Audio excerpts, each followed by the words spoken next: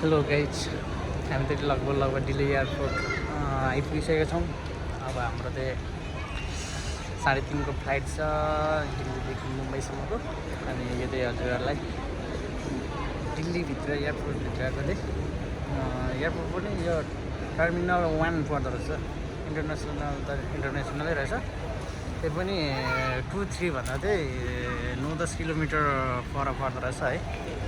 हजुरहरूलाई अब यहाँ आउनुभयो भने कन्फ्युज हुँदो रहेछ क्या। अब म पनि कन्फ्युज भएँ। म पनि अर्को ठाउँमा पुगेर आएँ। अलिक खर्च चाहिँ बढी लाग्यो, त्यही पनि अब जे जस्तो भयो भने आइयो होइन। अब मुम्बई लागिरहेछ। दुःख त हुन्छ नै होइन। दुःख अब आएर मान्छेलाई दुःख नपाइने त सुख हुँदैन भन्ने सुनेको, त्यही भएर दुःख गरिरहेको छु। अनि हेर्नु होला, हामी लगभग अब दिल्ली एयरपोर्ट छोड्ने बेला भइसकेको छ। मिस गरिने छ, त्यही भएर है त गाइज।